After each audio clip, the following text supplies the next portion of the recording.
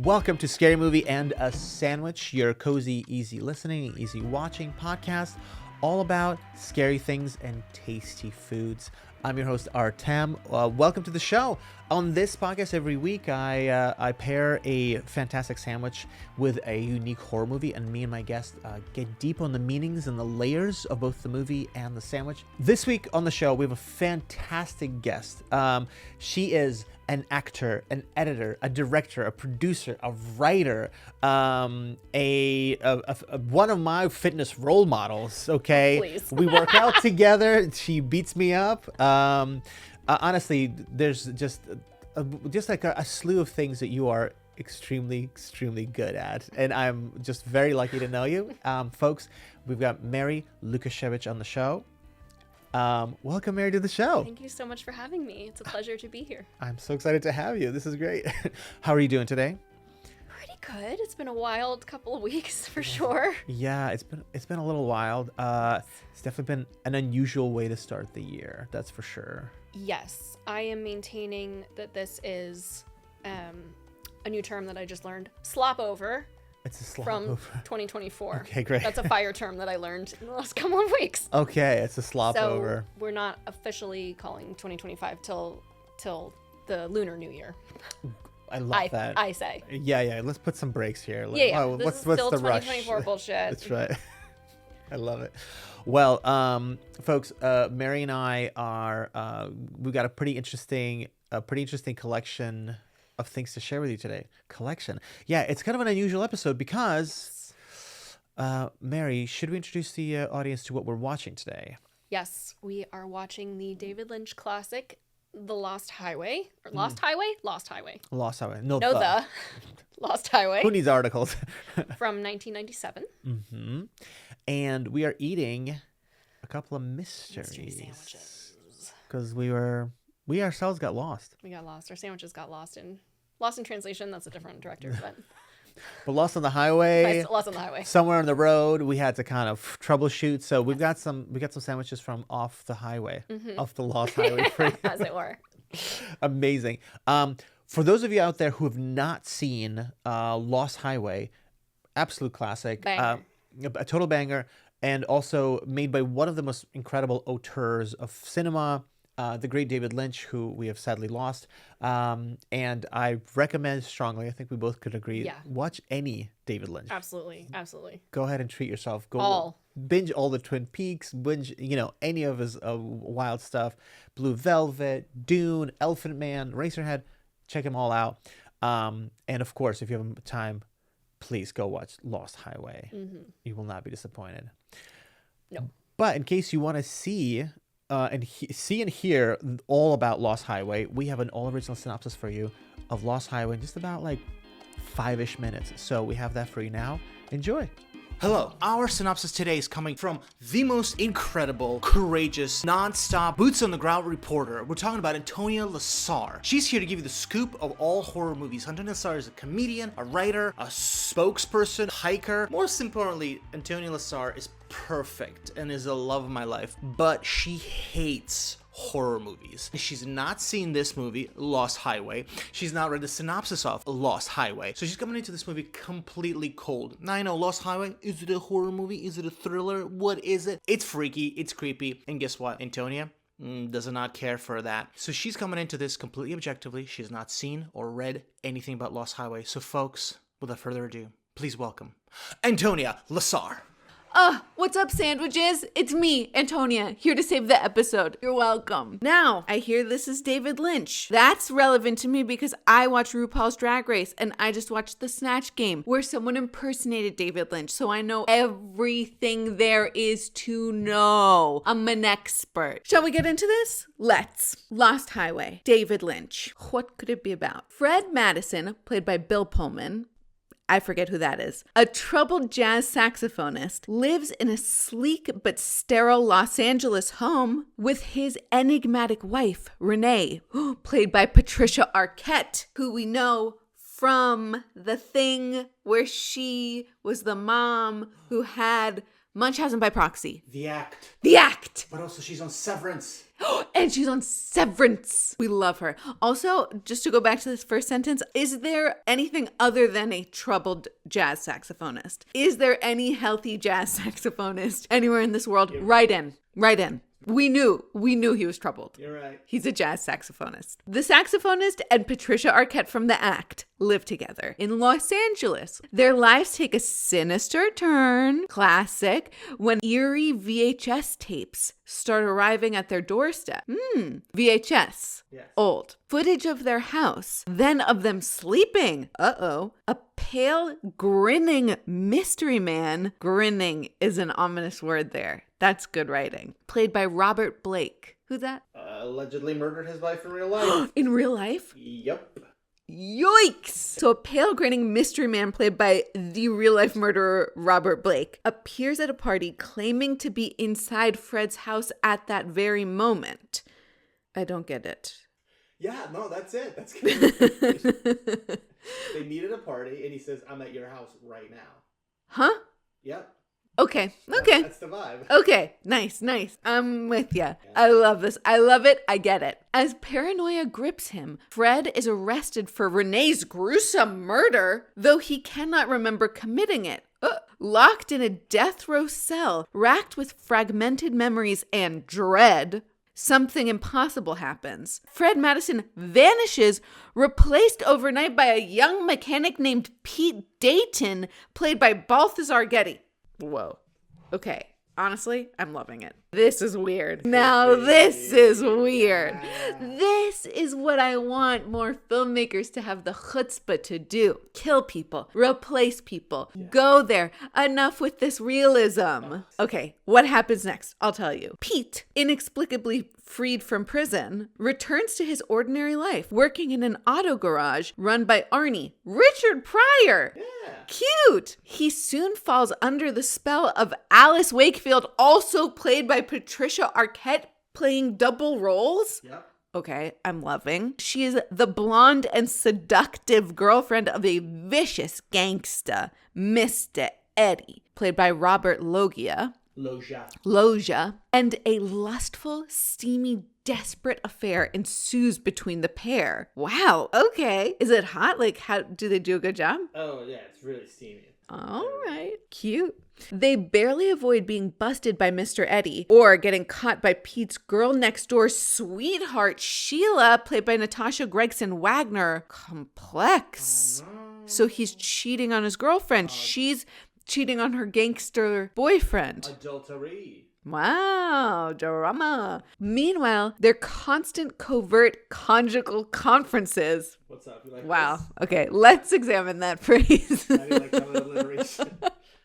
Do you love it? Is this poetry or is this poetry? Welcome to Poetry 101. Constant covert conjugal conferences. No one's done poetry better than this. Thank you. It's true. Now, they're constant covert conjugal conferences. We should have more constant covert conjugal conferences. Hell yeah. Just saying. Very Just saying. constant. Constant. I want them to be constant. They are observed by a pair of bored police detectives. Not just regular police detectives. They're bored. Who are assigned to investigate Pete and Fred's miraculous death row body swap. Wait a second. So, okay. So in this universe, they had a body swap. But also in this universe, that's weird. Totally. Like, in this universe, they're like, wait, we were supposed to execute this Fred guy, but he's gone, and he's replaced with this random other dude named Pete. Well, I guess Pete is not guilty of any crime, so let's release Pete. But we should probably keep an eye on Pete, because people don't body swap all the time. I love that they're like, body swap is weird, we should keep an eye on it. But they're not like, what the fuck, a body swap. So No. it's still... No, it's still these cops are bored, and they're mostly like kind of annoyed / jealous that Pete is like hooking up all the time. And it's all they comment on. They're just like, another body swap. All right. Wish I could body swap. That's kind of it.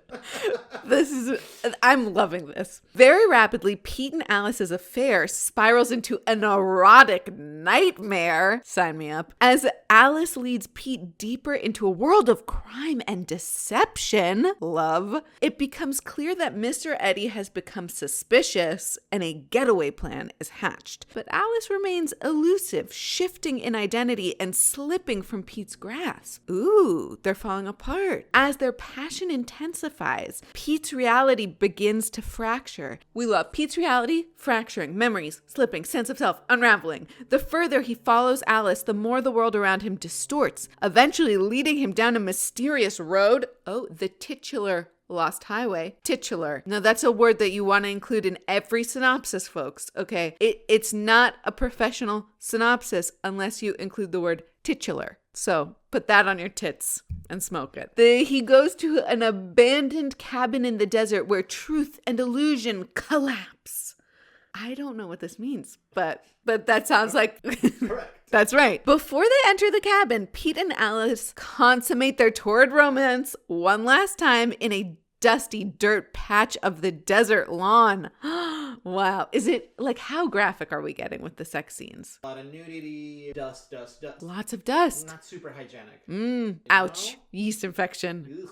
Gritty. Afterwards, Alice, Patricia Arquette, walks off, disappearing into the cabin as Pete, Balthazar Getty, becomes Fred, Bill Pullman, once again. Remind me, what do I know Bill Pullman from? Pullman was the president in Independence Day, the original one with Will Smith. Haven't seen it. Nope. Okay, some dude. Wait, I do know. Sleepless in Seattle. He's Meg Ryan's, boyfriend is always sneezing. He's like always sick. Yes. That's Bill Pullman. Amazing. Love. Oh, he's great. He's good. He's great. They just weren't right for each other. That's it. Look, they weren't right for each other. He's so understanding. And they're like, look, this is just not, it's not us. But in this one, he's a brooding saxophone player. I'm loving that. So, Fred, Bill Pullman, exists again. Fred attempts to reconcile Alice's, or is it Renee's, fate, but is still unable to accept that she may be gone for good, that she may truly be dead, and that he may, in fact, be her killer? Oh, wow, this is complicated. Fred must now consider the possibility that this has all been a fantasy of his own making, a personal prison created in an attempt to deny his hand in Renee's/Alice's death. As he confronts his own demons, the mystery man, grinning, reemerges, whispering cryptic horrors into Fred's ear. Cryptic horrors is a good phrase, poetry. Whispering cryptic horrors into Fred's ears before executing Mr. Eddie in cold blood. Fred, now wholly unmoored from time and identity, flees into the night, pursued by the police. Fred speeds down an endless highway, headlights cutting through the abyss, his face convulsing in agony, becoming physically distorted, or perhaps melted by the currents of an electric chair, as reality itself twists violently around him. The end. This is crazy. Okay, like I love the big swings, but I wouldn't want to watch this. No, this sounds unpleasant. This sounds like museum video. Yeah. Museum video. My thesis of all videos that are played in museums is that their aesthetic is nightmare. Go to a museum, watch any video that is playing, it's a nightmare. There's never been a museum that's played a video just because they're like, isn't this nice? No. They're like, this feels bad. This feels bad. Now I get it. I see it. Don't watch this movie. I love you. Wow. What an amazing synopsis. Am I right? Nailed How it. do you even synopsize something like that? I don't know. And Antonia's really quite a mastermind. Well, we know a lot about the movie now, so I think it's time for us to meet these sandwiches. So, folks, we've got a mystery sandwich situation today because we were ourselves on the highway. We got lost. Our sandwiches got lost. Our sandwiches got lost, so we had to think on the fly. So, I found some sandwiches. I found a sandwich. And we are now going to reveal for the first time to each other what the sandwiches are. Our sandwiches. Oh my God. I'm ready. Okay. Here we go. Do you want to go first? Fine, I'll go first. Okay. In honor of the great Mr.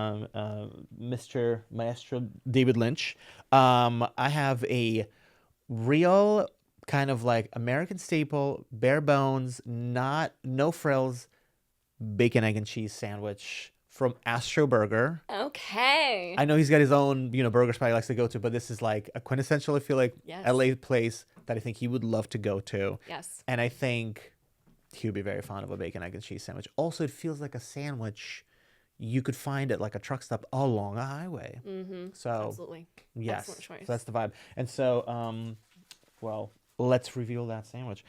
Are we doing one at a time, or do you want to do both? And how do you want to? Should we, producer, what do you think? One at a time? One at a time. All right. Okay. All right. This is Astro Burger's bacon, egg, and cheese sandwich. I got ours. Oh, that cheese is neon. That's right. It is nuclear cheese. These are on sourdough Excellent.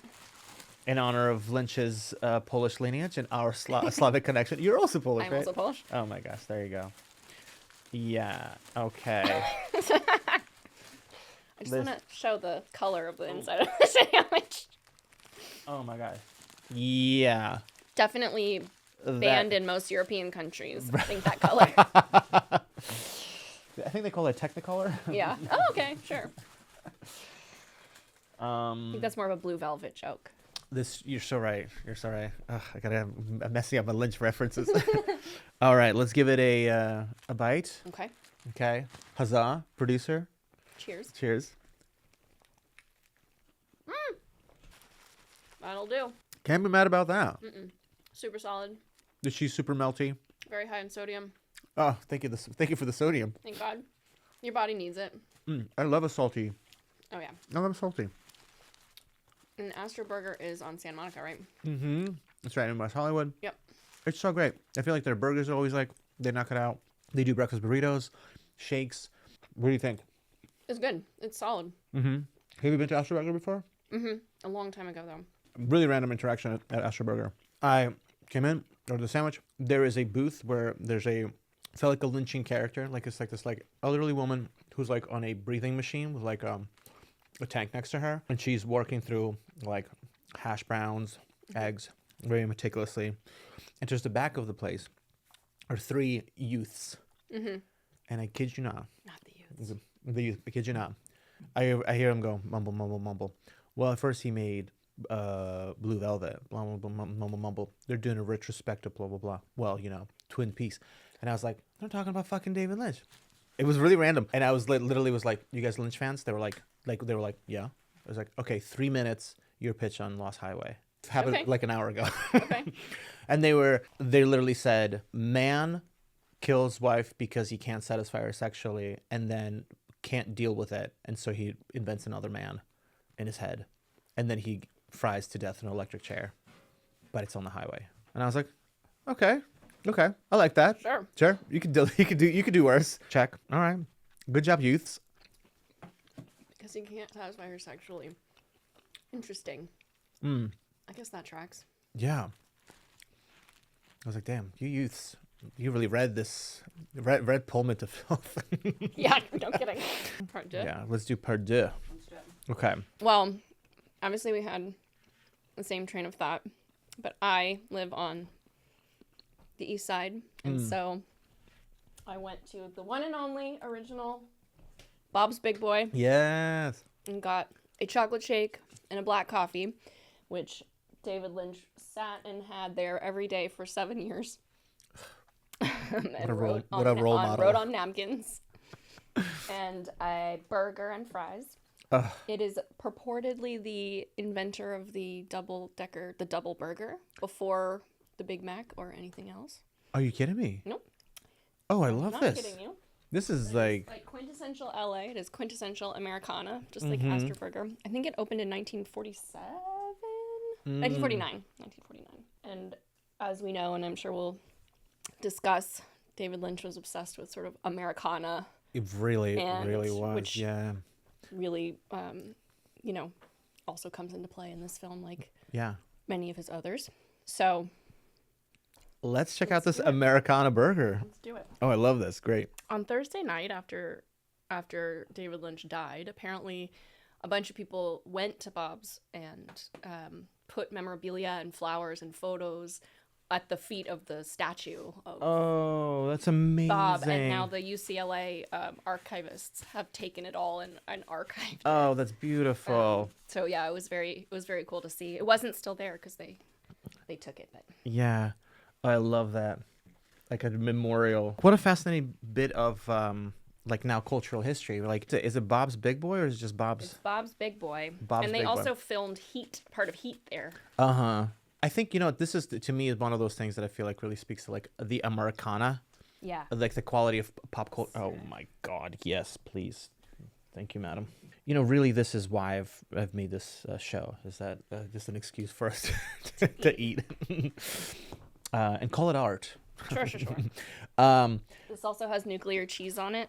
Oh my God, let's check it out. So, Bob's Big Boy, Bob's Big Boy. and this is the Big Boy, the Yes, sandwich. It is. This is the Big Boy. I have no idea what's on it. Mayonnaise, Definitely ketchup, mayonnaise, cheese, just perfection. some kind of relish. Some kind of relish. Okay. Cheers. Cheers.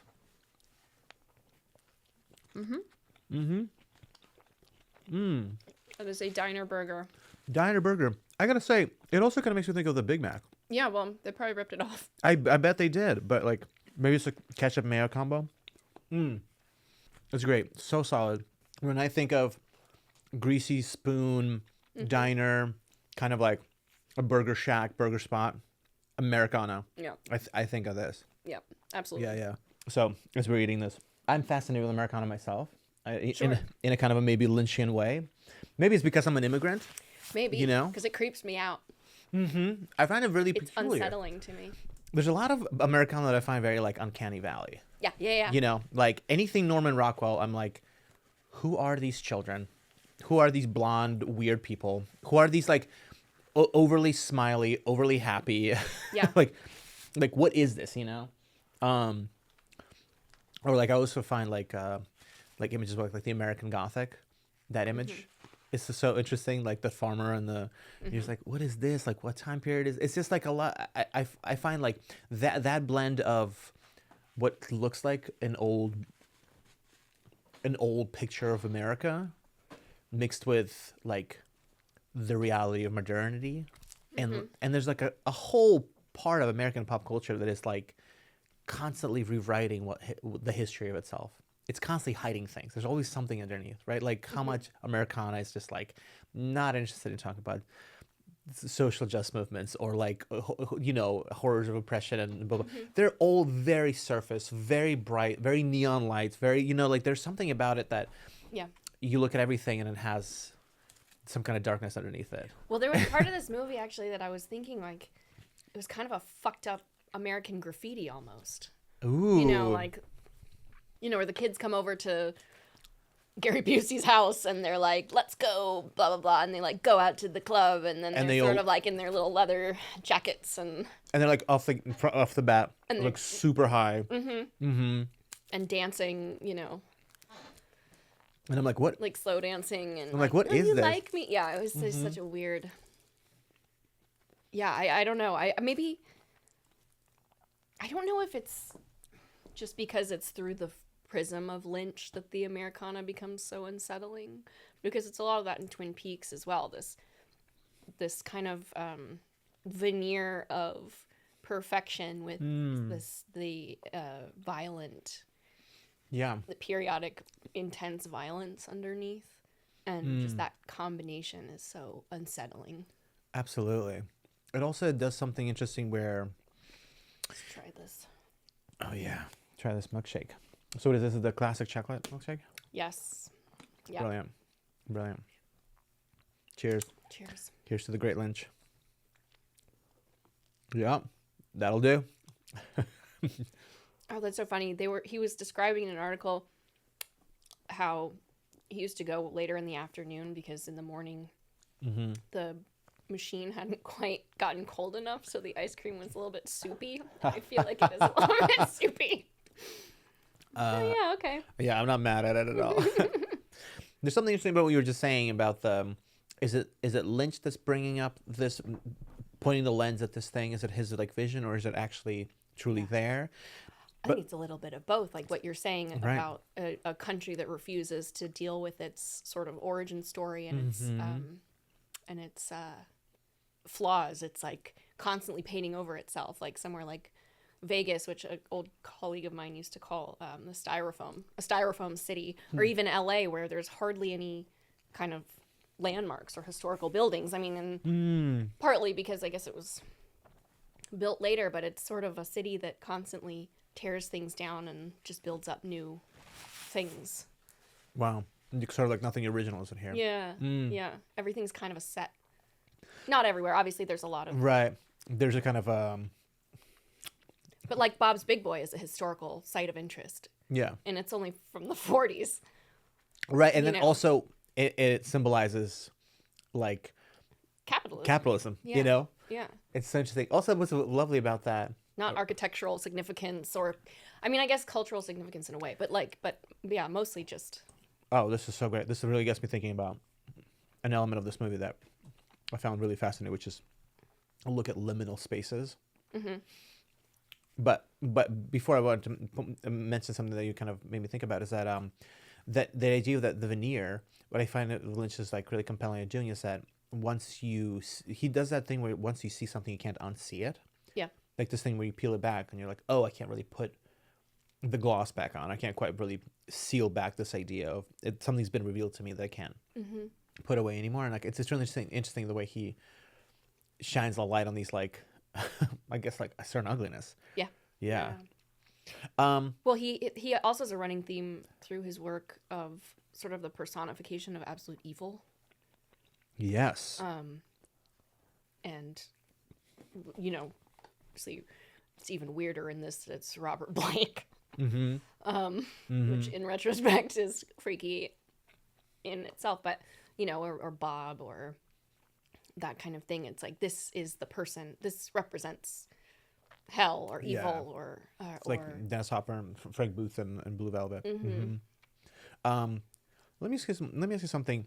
As I think of you as a filmmaker and an actor and a writer and an editor, like all these things, like a person who's just like, I always feel like you, to me, seem like just a consummate filmateur. Like yes, to I me, can do everything at a high mediocre level. That's my claim to fame. that honestly, kind of a serious brag. Is it? I mean, I can't do everything. How did you get started in movies? What draws you to movies? Well, obviously storytelling, which is a stupid answer, but it's sort of, you know, stories and movies are the way that we make sense of the world and of things that don't make sense. It's a way to categorize emotions and experiences and sort of categorize and codify them. And films, more than theater, obviously I love theater as well, but I think at my core I am a horrible control freak. And so, you know, being able to obsess about every frame and every cut and every shot and every song and not in fact leave any room for accident or chance, which is the antithesis to actual life, which is nothing but like accident and chance. Obviously there's lots of accidents that go into making a film, but at the end of the day you're sitting and controlling every single thing. I mean, on some, like we changed people's arm movements. We swapped people's heads out from one take to another because we liked that body take in another head. I mean, like the level of obsession and control is astronomical if you let it. That was not really answering the question, but No, it's. I mean, I'm really enjoying where you're going with this. Yeah, you get to play God a little bit, I guess. It's interesting you say that because You don't get to be you don't have to be you have to be yourself. yourself, which is what I love because I feel like I was asking about like how you got into this stuff and you found a way to segue way. Oh, just crippling to anxiety. Sure. It's interesting because I think some of the movies that you've worked on are, I think, have been like for me have been huge eye-opening movies, and I think for a lot of people are these sort of like life-changing movies. You know, like I have a lot of friends who say like The Arrival is a movie they've never seen anything like that. Like I've talked to people about Sicario and how like there's nothing quite like the experience of watching that movie, or Dune is like massively sweeping. Like the fact that like Blade Runner 2049 is such a movie staple, such a movie like sci-fi thing. Yeah. And then to the fact that it was like rebooted in such a beautiful way that I feel like met a lot of expectations. It's just like there's a lot of these movies that I feel like you've worked on that have like really, I think, inspired people. And it's so it's kind of interesting to think about like the level of perfection that goes into a movie, and then you're like, yeah, is it worth it? Like it always seems like I guess so. So then like, do we just keep being more and more perfect? I mean, I would say first of all, it's a miracle that any movie ever gets made, let alone finished. Like the amount of people, the amount of hours, the amount of variables, it's a small miracle. I mean, I think Blade Runner, probably 1,000 people or more worked on that movie, in some capacity or other. Astonishing. From builders to VFX artists to demolition people, it's chefs and this and that. I mean, it really is quite incredible. Right. So it takes a village. It takes a village, town. but it also it's kind of insane that any movie's ever good because of that, and I think approaching it from just enjoying what you're doing and the story that you're telling is how you have to do it, because there's no guarantee that it's going to get finished or be good, and it's sort of a bad target to aim for. Because if you set out to make a good movie, I don't know that you can make a good movie. If you just that's interesting. Set out to tell a story that you want to tell in an authentic and good way, I mean, maybe you'll stumble your way there. Like, I don't know. And you let your perfectionist instincts kind of like take the reins and trust those gut instincts. Well, and like at a certain point, there is that expression that a film is never finished. They just take it away from you. Like there's, at a certain point. And sometimes actually when you have less money and less resources, it can lead to a lot more interesting and inventive solutions than if you have an unlimited budget and the capacity for perfection. It's sometimes those imperfections, like striving for perfection, but the imperfections that actually make it interesting and wonderful. And totally. I mean, like, what a like boundaries breed innovation. I think that's such a such a true statement. And it's interesting you talking about a movie being taken away, because actually back to Lynch, he's talked a lot about how he didn't have final cut of a couple of I feel like maybe a couple of his things, but definitely didn't have final cut of Dune, and it was like a movie he's like bemoaned as like, oh, that's not the movie I wanted to make. Yeah, they just like whacked out a bunch of stuff in the middle. Which is fascinating, because I also there's another filmmaker I'm really fond of, David Fincher. Yeah. Who I love his installment in the Aliens franchise, Alien 3, but that's an infamous film where he didn't have final cut. There's a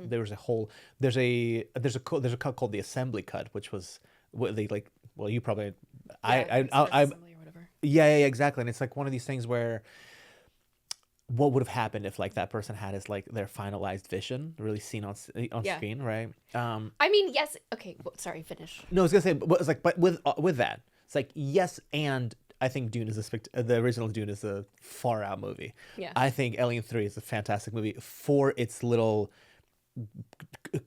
quirks, which I also just like bad CGI. I don't care about the bad CGI. Like it still works. And so it's interesting because then you think about the artist who feels like, I have an unfinished product. I have a thing that I have a song that I meant to sing, and this is all off key, Yeah, but sometimes artists and directors, myself included, are absolutely full of shit, and you do need somebody to come in and give you parameters and take it away. That's right. And have an outside perspective and say, what are you talking about? Like, get this. Like, even I don't want to throw shade, but I will, I suppose. But I saw finally the Redux or whatever of Apocalypse Now. It has 20 extra minutes in it. Oh, Mary. Absolutely should have been cut out. Absolutely was the right decision to cut that out. Like, why the fuck are we going into the jungle and having dinner? Like, get on with it, So, like, Mary, this is why I know where you and I are friends. I used to watch. Let me tell you how bizarre this is. A friend of mine had a copy of Apocalypse Now Redux. Yeah. In high school. Yeah. 16-year-old Artem would put Apocalypse Now Redux and just do homework, and it would just play in the background. What? I've seen it. I don't know, hundreds of times. It's an amazing. And the thing is, I can't really tell you anything about it. It's just such a blur. But it used to be just a thing that would pop up in the background. Like, what an insane thing to do. But like, I agree with you totally. Because at one point I saw the actual, because that's the first version of it that I've seen. And then I finally saw the cinematic and I was like, oh, yeah, this is much more interesting. Yeah. Like, keep it moving. Yeah, wild. But to your point, this is like, my gosh, as a theater director, I've always it kind of drives me crazy. I'm like, okay, I had 3 weeks to rehearse this, and this coming up. I'm like, what if we just had a week? What would be the difference? What would be the experience? You know, like, right, with theater and film, there's that element of like, it's not really real until somebody's watching it, until somebody who's not you is watching it in the theater and is. I suppose, but also at that point, it's none of your business. It's none of your business. That's interesting. Like, you finish it and you put it out, and then how people receive it is their business. It's not your business. I mean, you can't control how people receive and perceive. Yeah, I used to get very sad watching my shows. I would enjoy them, but I would get really sad because I had nothing to do. Yeah, Like, I love the rehearsal room. I do too. I actually don't. I think that's also a reason why film is sometimes more compelling to me than theater, is that I love the making part of it. Like, I don't know that I would be, and you know, God willing, I ever had this problem. But if I got asked to do a Broadway show or something for a year, I think just knowing myself, I might be a little bit miserable doing the same show over and over again. I know it's different variables every time, and this and that, and it's live and magical and wonderful, and may I be proven wrong. But but there's something about the putting together of it, and the discovery, and the creation of it. Absolutely. That's what really gets me hard. That's right. To be scientific about it. To be scientific, yeah. This is amazing. Okay, look, I think we're kind of already getting into it. Why don't we let's segue to Tasty Chats. Let's do it. Are you ready, Mary? I'm ready. Okay, this is the patented scary movie in a sandwich. Tasty Chats. Do you leave the Yeah. table? Okay. Continuity's king. Allegedly. Disagree. If you're paying attention to continuity, then we're doing something wrong. We're doing something wrong. A filmmaker. This is actually very poignant. So viewers, listeners, don't worry about what's on the table, okay? Okay, so Tasty Chats. I've got some prompts, some thoughts for us to think about. Great. I mean, this is a movie that, as I think I was saying to you before, I'm intimidated to talk about because I'm like, I mean, once you start, well, where do you even stop? Truly. Yeah. So let's just go with we'll just start with easy, okay? This is supposed to be fun. It's really fun. Plus, we're also talking sandwiches, right? So, okay, let's talk sandwiches and movie. Okay. So, I know that you just recently watched this movie, but when did David Lynch appear in your life for the first time? And also, when did a burger and the bacon, egg, and cheese sandwich appear first in your life? Do you have fond memories of eating and fond memories of watching David Lynch? Bacon, egg, and cheese. I'm not sure I've ever had a bacon, egg, and cheese sandwich. Perhaps a McMuffin. I don't love cheese that's melted. I'm a real picky little bitch. Okay, bless. But the first time I think I must have had an egg McMuffin. My dad works in Chatsworth, and I grew up here and in Ojai, and so he would drive every morning to LA, or he still does. And if I was sick or something, I would come with him to work, and he'd drop me off at my grandma's house. And so I'm sure we had like a 5 a.m. McDonald's run, although he was more partial to a donut shop. Anyways, but my respect. What comes to mind is in the UK getting a bacon sandwich after a big singing thing one time. Okay. And my teachers took me to get a bacon sandwich, which I was like, oh, well, surely there's other things on it. No, just bacon and mayonnaise and white bread. So truly wild. I was like, this is the most British nonsense I've ever seen. Did they call it a toasty? No, it's just called a bacon sandwich. Just bacon sandwich. Okay. Yeah. I've heard somewhere they're like a toasty. Toasty's like a melted. It's more of a grilled cheese situation, but it's got like ham or different stuff in it. Those are quite good. Yeah. Okay. Love that. Burgers. I mean, obviously, I grew up going In-N-Out, another California staple.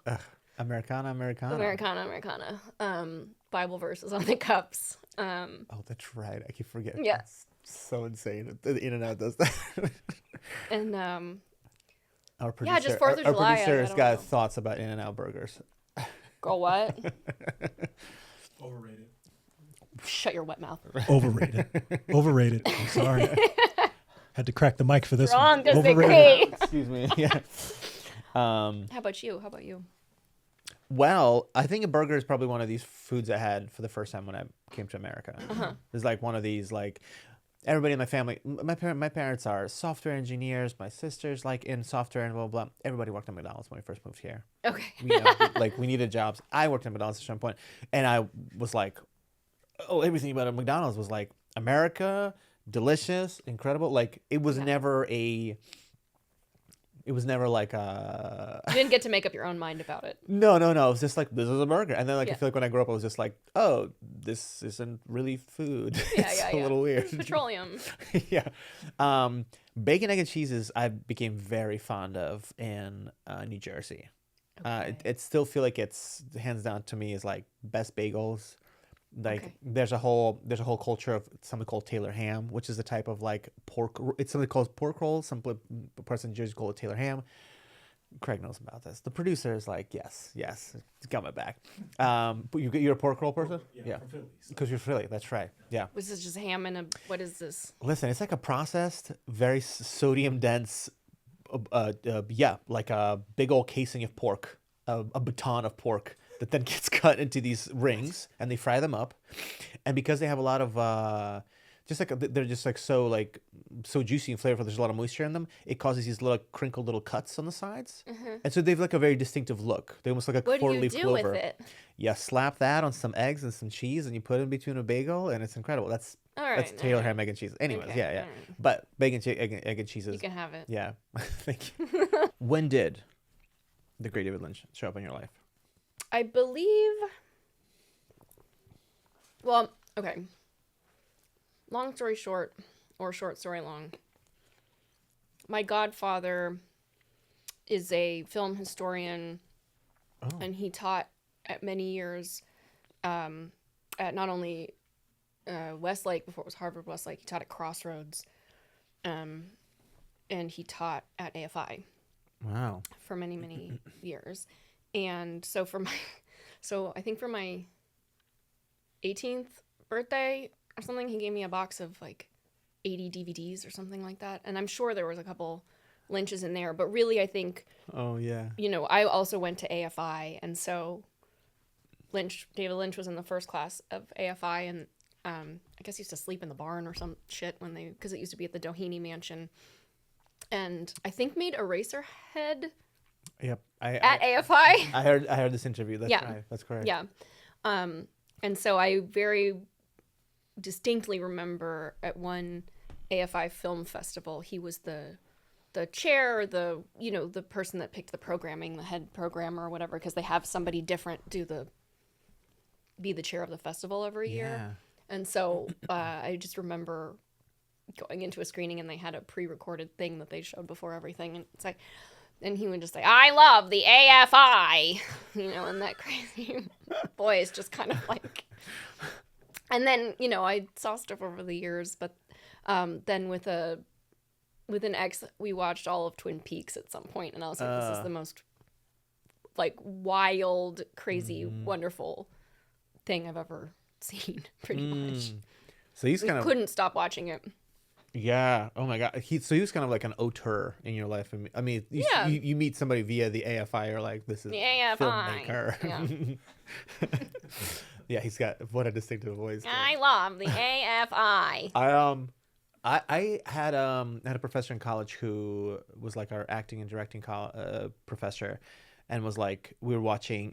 He taught a class that was acting on film, and I think it was just an excuse for him to be like, let's watch another weird movie. Yeah. And he made everybody watch Blue Valentine. And No, Blue Velvet. Blue Velvet. I keep saying Blue Velvet. And it's like a bunch of like 19 or 20-year-olds who are like, what the fuck is going on? Like, who made this? And what is this? But What is this? But then I realized that I had, on my own accord, like a year prior because I had watched Mulholland Drive Yes, yeah. and was like, Oh, that was one of the ones that my godfather gave me, and I was like, this is great. I don't know what it is, but it's great. I was like in this era in like as a new kid in college. I had a minor in film, which I only like. I would never finished it, but I only had it so I could take out movies and use their equipment. Oh, perfect. And so I watched all these movies. So I watched like Mulholland Drive and was like, yes. Movies, yes, like filmmaking, art, like like my brain was just, and then I realized that my dad's always been a big sci-fi fan, and so him and I years prior to that, when I was even younger, watched Dune, because he's like it's one of his favorite books. So I realized like, oh, I'd actually seen a bunch of David Lynch like unintentionally, and then I have this weird fond memory of going to visit family in Israel as a teenager. And my fondest memory was watching Twin Peaks with my cousin in Israel. Not like going to Bethlehem or Nazareth. Or like Twin Peaks, baby. Watching Twin Peaks. And just like, I think maybe this is the way Twin Peaks is meant to be seen. So yeah, it's weird. Like I didn't realize how much of actually David Lynch's canon I've actually been familiar with. Yeah. What about this movie? What about this movie? Listen, those youths at Astro Burger today had a pitch for it. What's your like, minute take? What's this movie about? You can take longer than a minute. Oof. I think Wolf is right. Yeah, I don't know if I can be as concise as those teenagers. I mean, I think it's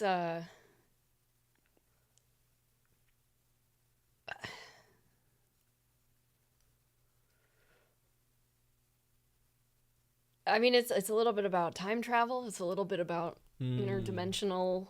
He tells himself that he's killed the guy at the beginning. That's the opening thing of the film, and he doesn't even know that he knows the guy, right? Right. So I'm assuming that he's sort of, or I think I would be lying if I said I completely understood the end of it about the last 20 minutes, but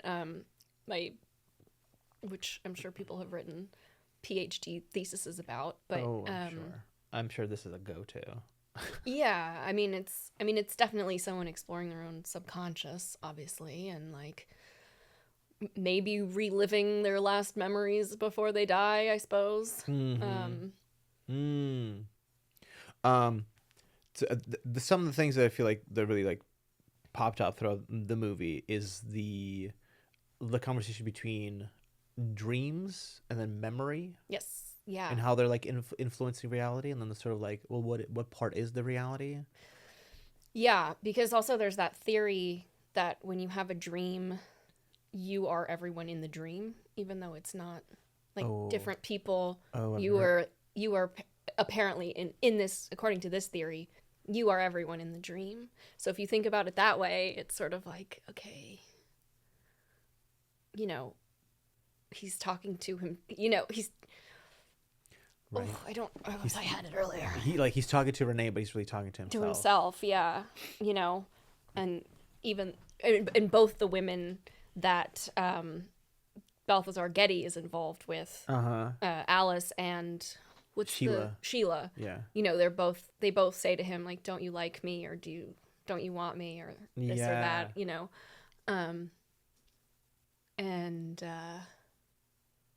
But yeah, I thought I would like to think about that more.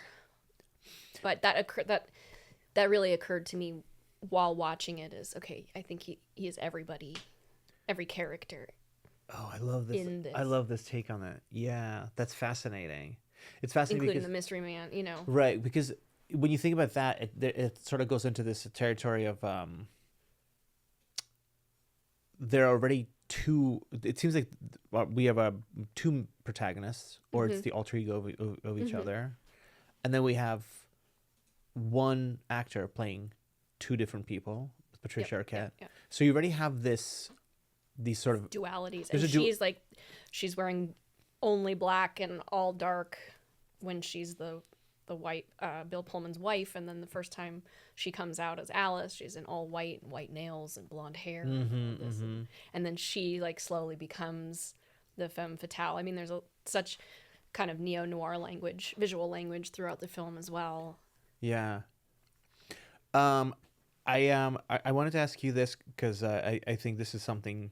When she also kind of becomes the mystery man in a way, you know. She turns into his worst desires and his worst impulses.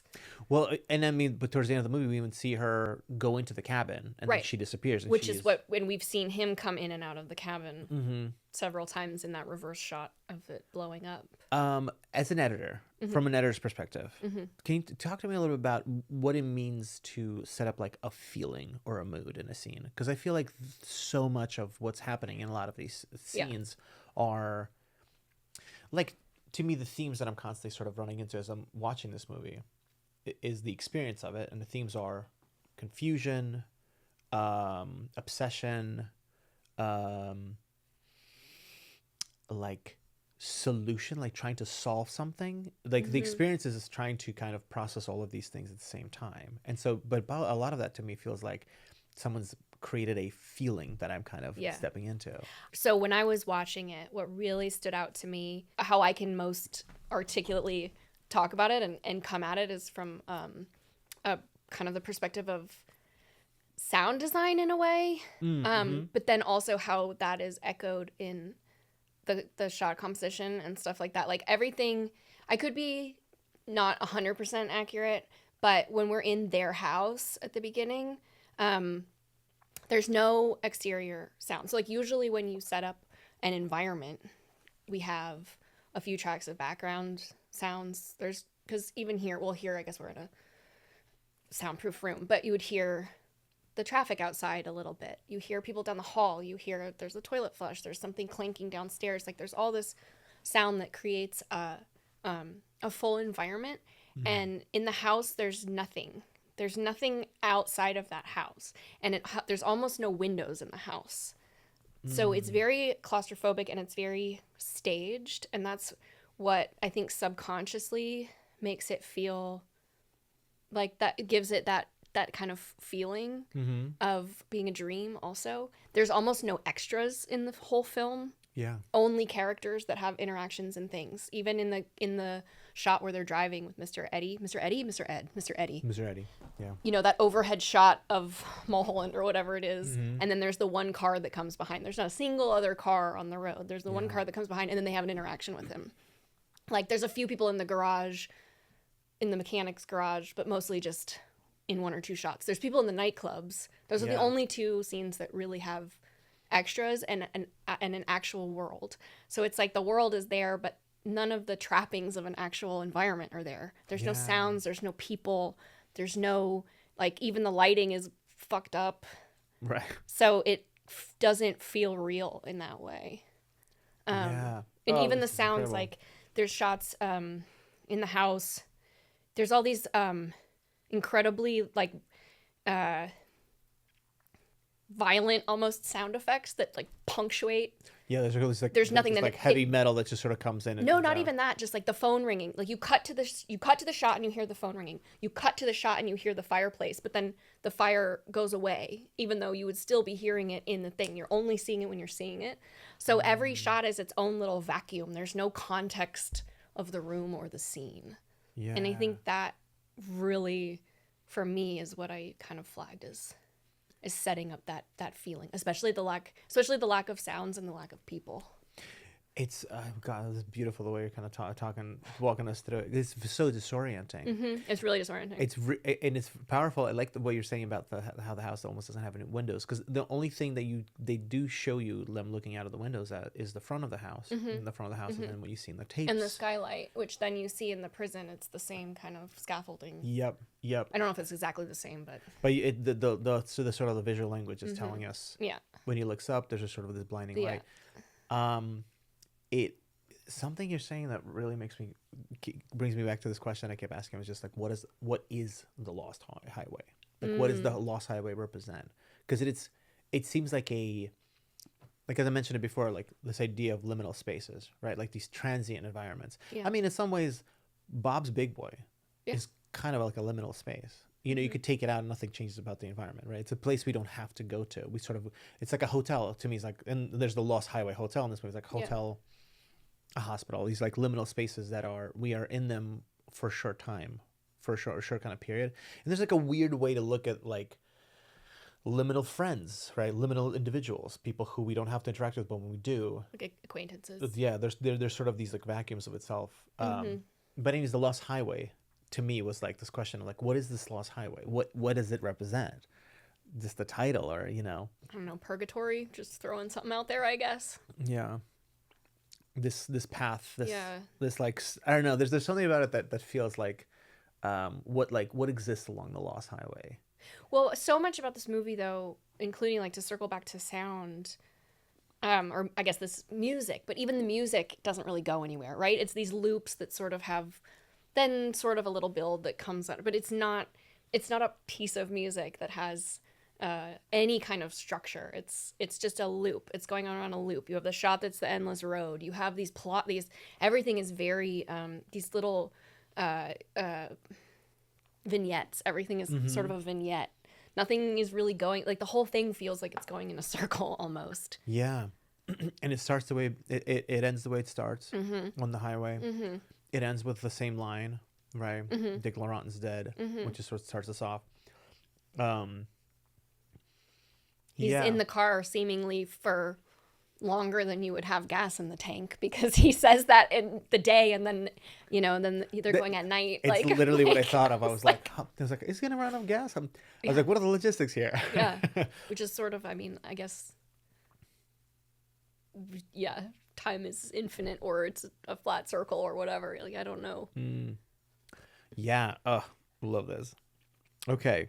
Oh, that's what I was also going to say about this. Like, the only time in the movie that has more of a conventional structure and more of a conventional kind of sound palette and cutting and all that stuff is in the house, is in Gary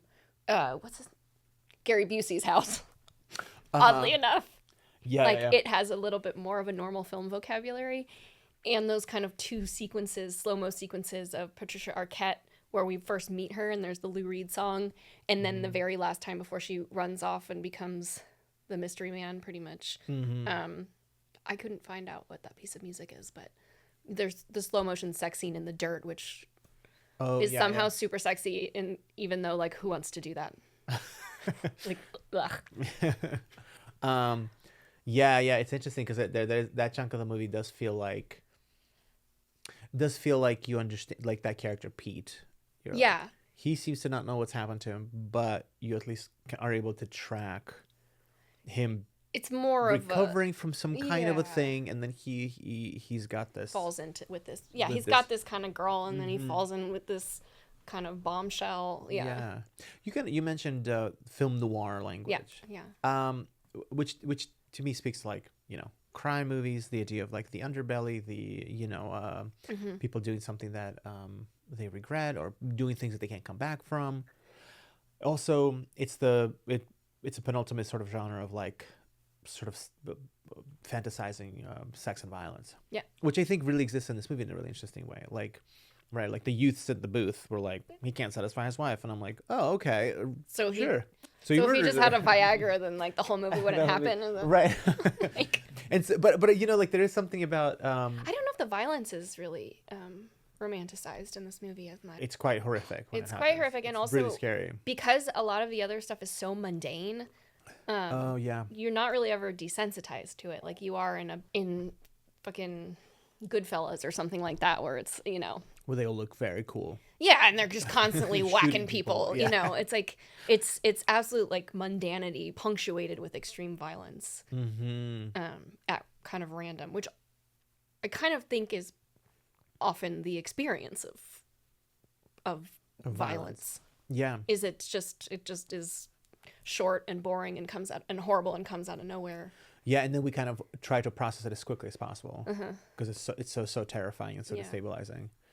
Wow, I think that's a really good observation. That's really solid. It feels like the whole movie though is like, you're right, like it's moving along sex is like a thing that really drives this movie. Oh yeah, big time. Yeah.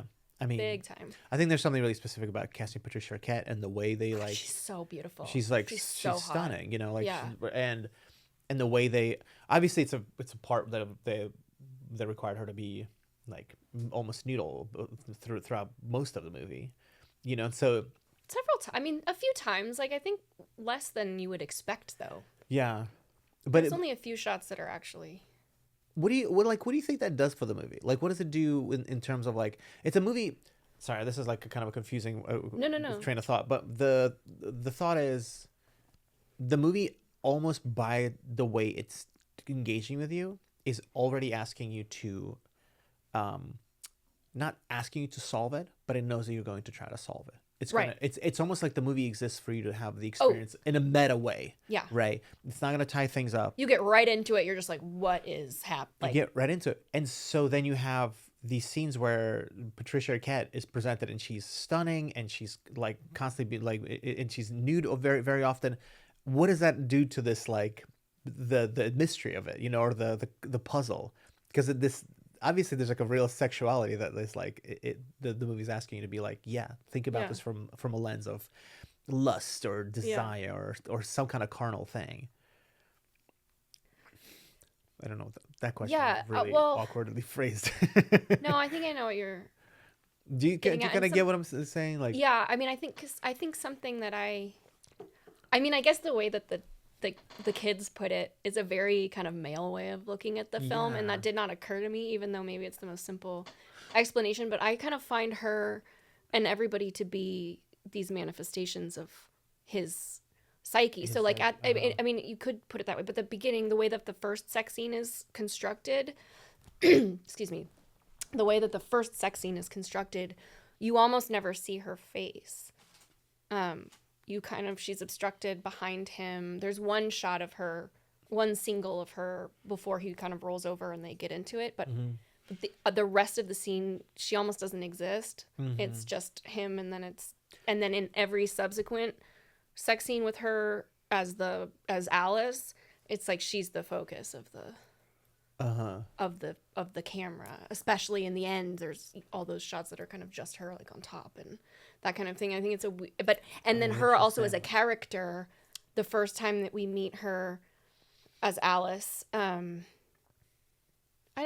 don't know if I'm answering a question or just rambling or anything. No, but actually, you kind of pointing something out. Yeah, that's her really her characterization when we first meet her in the white. She's all in white.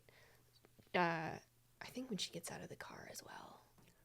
Maybe not when she gets out of the car, but at least when she comes first, she's like, she has this voice. She's very innocent. She's scared. We can't meet, and then we can't meet. He's gonna know. He's gonna kill us. And then she's the one that, as it gets more violent, and as he learns that she worked with Mr. Eddie and worked with what's his face, with porno man Andy. Yeah. That like she's the one that's like, do it, do it, do it, you know. And then I knew she was gonna say too, as soon as he kills Andy, we killed him. No, you killed him. You killed him. Yes. Yeah. I love and it. Then she's the one that becomes the like, the one that's really sticking it to him. And when she starts off, it's like this evolution of. She puts on this like cheetah print fur coat. She like holds the gun at him, and she's like, put the gun in your pants. And I know a guy. I know a fence. I know this. Like, and she's so like coy at first when he's asking how she got in with these people, and I know it was just a job, and then there's that whole Brechtian sequence when she's doing the voiceover of how she met Mr. Eddie and Andy, and then I went in the room, and you see her go in the room, and then he was sitting there, and you see him sitting there. I mean, that's not exactly it, but it's totally she's doing the voiceover, and then the shot happens. It's like a total Brechtian sequence. And she like turns into, she's not exactly what you thought she is. And then at the end, you can never have me. Yeah. And then she goes and turns and then basically like disappears into the mystery man. Yeah. Yeah. Oh yeah. This is brilliant. This is so brilliant. It's completely incoherent, but so is, I don't know what I'm saying. But no. I think just interesting like observations and stuff. I think you've really put it together like very succinctly, and the transformations of her are really fascinating. And he also becomes frightened of her. Yeah. And which I think if you're going back to this dream theory, he's frightened of something in himself. And there's something about like when they have the both the Zargetti characters having, she's explaining this to him, and we see this, as you put it, Brechtian like striptease, and it's at gunpoint, but we see her and then switch she starts to she's like in control suddenly, and then he's like, well, why don't you just leave? And because what we just saw, we're like, Which also is an inane fucking male. It's such an inane thing. Question. But we also kind of go, why would she? She's in charge now. Yeah. She's kind of taken over, Yeah. Eddie's going to do whatever she wants him to do. In some ways she's possibly putting these. I don't know about that. You don't feel like that to her is that's important to her, of being in control? I think that's important to her. I'm not sure she's totally in control because she still has a gun pointed at her. I think she is getting off on. Does that feel like that's something that plays out in the movie more often? These like fantasies come to life. Yeah, because right from the jump, when she comes and says, "Will you take me to dinner?" He's like, "No," and she's like, "Well, I'll take you to dinner." He's like, "No," and then she goes and like saunters over and calls a cab, and he's like, no, like we're not gonna need that anymore. Yeah. Like, well, he knows he shouldn't do it. He knows immediately he shouldn't do it. Yeah, that whole section of it is this young character getting into something that he's only getting into it because of how attracted he is to her. Yeah, it's a full on fantasy sequence. Yeah, which I mean, yes, it's sex, but if you are reading more into it, it's the apple in the garden. It's just, Yeah, it's the doing the thing that you shouldn't do. And the thing that's dangerous too. Yeah. I love that there's like the sense of doom permeates the movie throughout, but then you also have these moments like once Mr. Eddie is like getting wise to it or something, he gives him a call and he's like, "How you doing, Pete? You doing good? Oh, I'm so glad you're doing good. Yeah. I just want to make sure you're doing good." Yeah. And it's so talk to my friend. You talk to my friend. Yeah. It's like this is a wild line. It's like in the Far East, when somebody's sentenced to death, they put him in a place where he can't escape. He can't escape, and he never knows when the executioner's axe is gonna like fall. And they come in, or put a bullet in his head or something. Yeah. Yeah, but like speaking to the thing you shouldn't do. Yeah. There's the doom. I feel like is constantly reminding us things are not gonna go well. Yeah. Yeah. In some way, you're dreading what's happening with the mystery rather than like. Right. The whole film made me nauseous. I mean, I texted you yesterday that I was just sitting in my dark house by myself writing notes and just not even in a fun way. I wasn't even like jump scared. I just like, no, stop, just no, please, or oh. Like, yeah, it elicits a lot of that. Yeah. Yeah. Okay, so I think we both had marked lines of dialogue that were really compelling that I want to bring up. Something off of we were just talking about this the fantasy, the bombshell that is Patricia Arquette. I loved the line that she asks him, right, don't you want me anymore? Or maybe he asks her if don't you want me anymore? But I think it's just, you still want me, I think she says, yeah, do you still want me? And she says, I still want you more than ever. And I was just thought like, oh, like who doesn't want to hear that? Like it's such a like whoever is in love, who wouldn't want to hear I still want you more than ever? Mm-hmm. And there's like this sense of like longing and forgiveness and forgetting. Mm-hmm. Like there's a real desire to forget or undo something that's happened. Yeah. That's an interesting thread through the movie of people, Gary Busey's house. Pete, have you had a chance to remember what happened that night? Like they won't tell him. They won't tell him. He's like, and Gary Busey's like crying, so concerned about his son. You're like, what happened? Fucking Gary Busey. And then we go to fucking. No, I was watching the beginning because I didn't know exactly who was in it. I mean, I knew like Bill Pullman, and then like straight into the fucking bananas shot. Then you're like seeing all the cast, and I was like, wow, what a wild cast. And then comes with Gary Busey. I was like, all right. What? Anyways, go ahead. Yeah. Who else is gonna throw in this, right? And then but this like longingness and this wanting to forget. Mm-hmm. We won't tell anybody what happened, blah blah. And then we get to this line that you were bringing up. Yeah. Which I feel like. Which comes earlier. Mm-hmm. Which I feel like you texted me the line, and it's such what if it really comes to bear. But I like the line. Now I'm gonna look so I don't get it wrong. But I like to remember things my own way.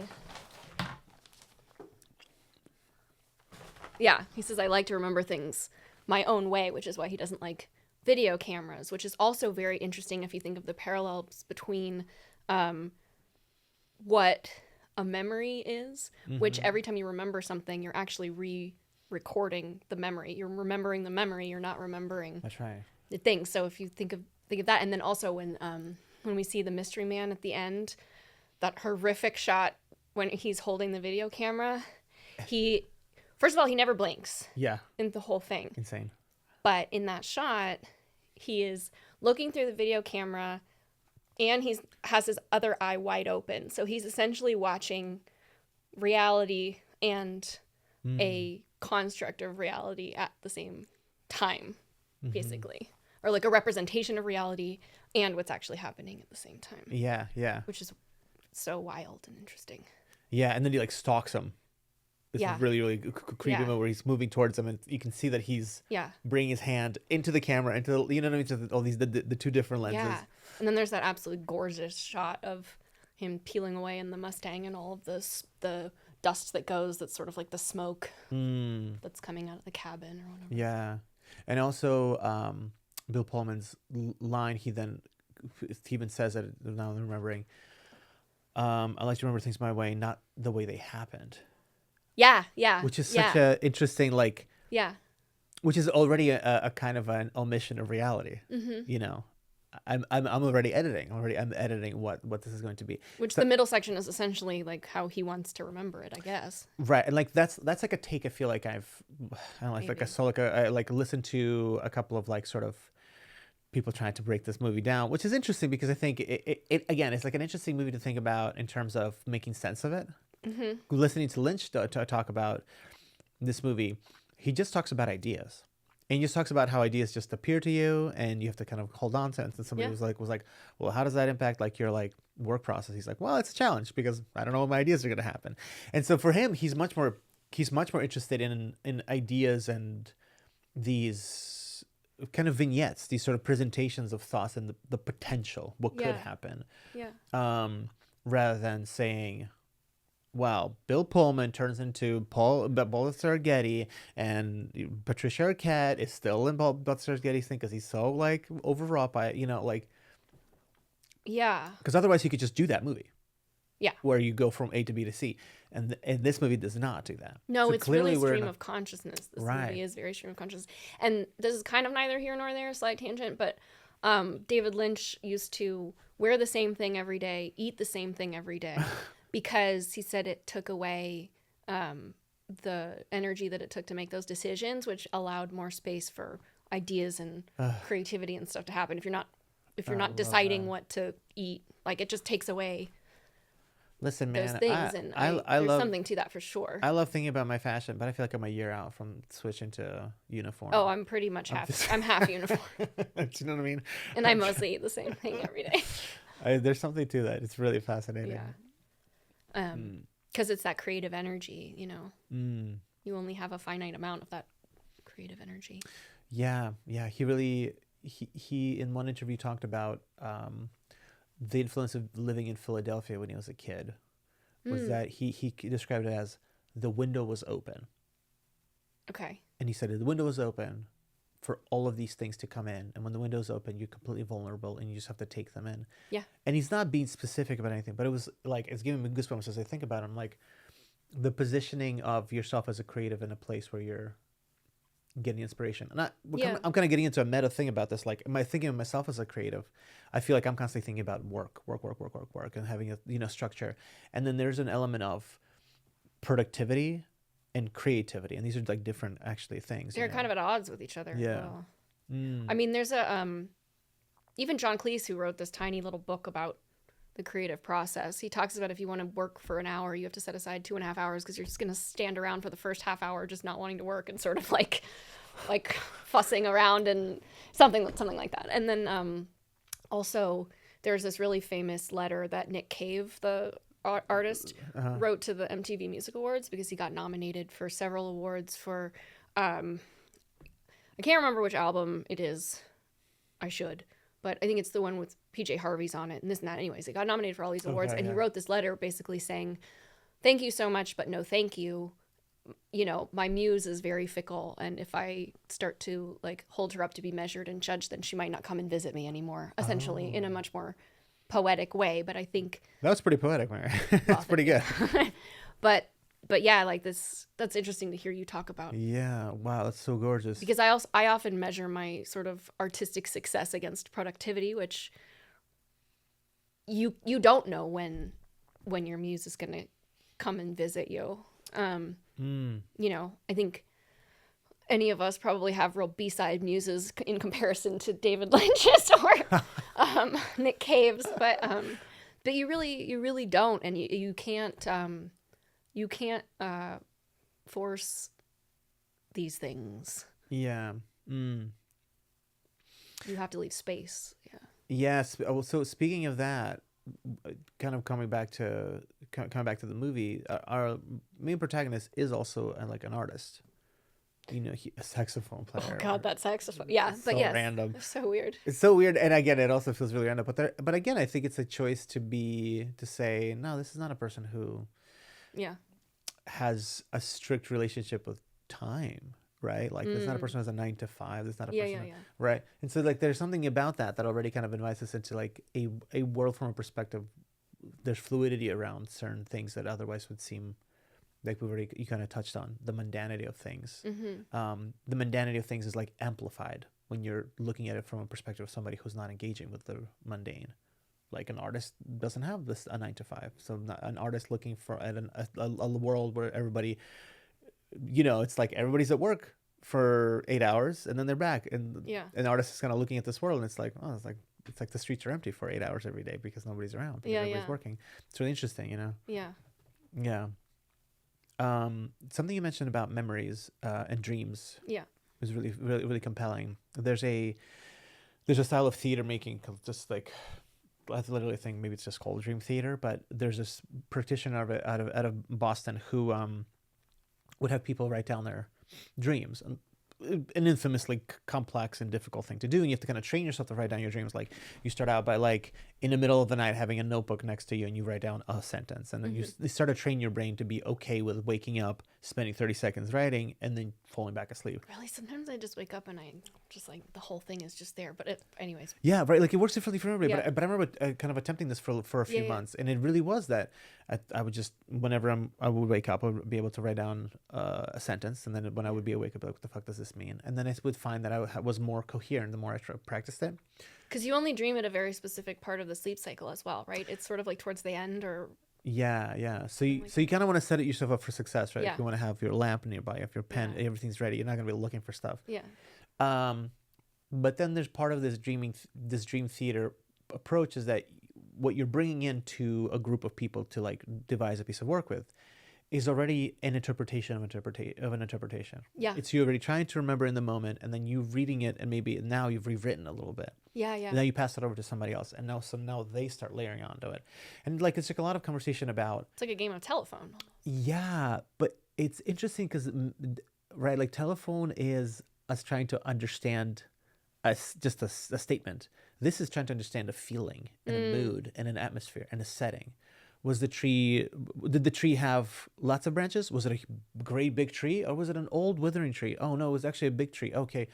Are you sure it was a big tree, or are you just saying that because I just asked you if it was a big tree? Right. And now you think it's a big tree. And so it's like this really interesting thing of like how suggestible the memory is, because suddenly it becomes what we wish it was. Yeah. Oh, I want my dream to be profound. Oh, I want my, like, you know what I mean? I want my psyche to be so deep. And it's really interesting because I feel like there's something that's happening in this movie that, there's something about like, why is Bill Pullman this like kind of, he comes across to me, somebody who's very severe, very serious, takes himself very seriously. And I'm like, all right, like there's some kind of depth that this person is evoking, you know? I'm like, what's his deal? Why? Even like one of his early lines to Patricia Arquette, or to Renee, it was like, oh, you're going to stay home and read? What are you going to read? Like, read what? Like, you little shit. Like, yeah. He's like, yeah, I'm glad I can still make you laugh. He's like, that's why I married you. I'm like, what is going on? Yeah. You guys, go to therapy. What's up? Let's since we're gonna touch on these people, let's talk about the casting of these people, because I think they themselves are very interesting personalities on screen. Mm-hmm.